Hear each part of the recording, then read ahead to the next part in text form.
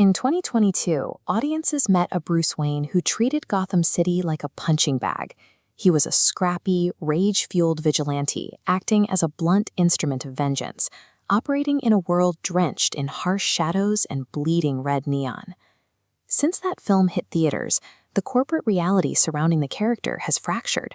DC Studios co-CEO James Gunn wiped the slate clean, rebooting the entire cinematic universe and replacing the previous continuity with an entirely new timeline. Yet, because that first movie was a critical and commercial hit, this specific iteration survived. It exists now as an isolated prestige label, officially dubbed the Batman Epic Crime Saga, with director Matt Reeves firmly established as its sole architect.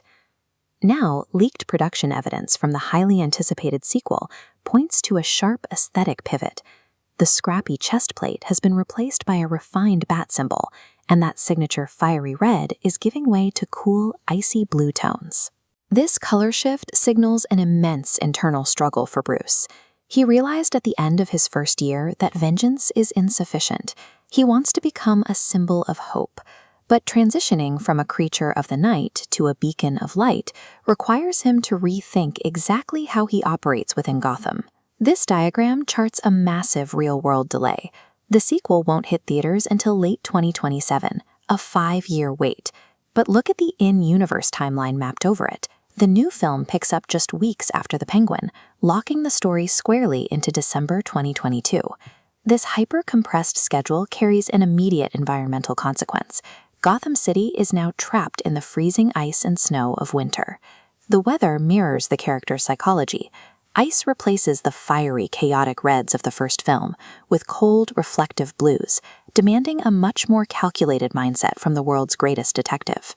Bruce is forced to deal with the systemic fallout of his past actions in real time, stepping right into a massive power vacuum left the moment the floodwaters recede. To actually grow into that calculated detective and a beacon of hope, Bruce cannot simply be thrown back into a meat grinder of chaotic villains. The story requires a different kind of antagonist. Real-world scheduling naturally benched the chaos.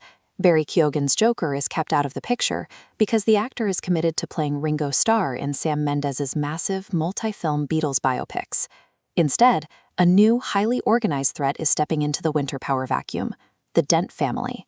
Sebastian Stan has been cast as the infamous district attorney, Harvey Dent. Scarlett Johansson joins the ensemble as his complex and calculating wife, Gilda Dent, and veteran actor Charles Dance rounds out the dynasty as the patriarch, Charles Dent.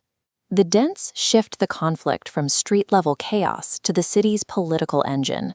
Batman is trading the hunt for a masked bomber for a navigation of Gotham's two-faced institutions, prioritizing mind over fists. That new blue symbol, with its sharply defined wings, suggests a Batman who is choosing a more deliberate presence in Gotham. It marks a transition away from the raw gear of his vengeance era toward a look that aligns with his stated goal of being a protector. From a corporate standpoint, this evolution positions the film as Warner Bros.' ultimate counter-programming to the standard CG-heavy superhero fare that saturates the current market. While James Gunn builds a rebooted universe full of high-flying aliens and metahumans, Matt Reeves is strictly doubling down on grounded noir. The Batman Epic Crime Saga operates more like a dense, atmospheric mafia drama that just happens to feature a protagonist wearing Kevlar. The true test of this sequel isn't whether Bruce Wayne can defeat external enemies like the Dents. It's whether he can survive the freezing, isolating reality of his own evolution. He has to prove that it takes vastly more strength to be a beacon of hope than a creature of vengeance.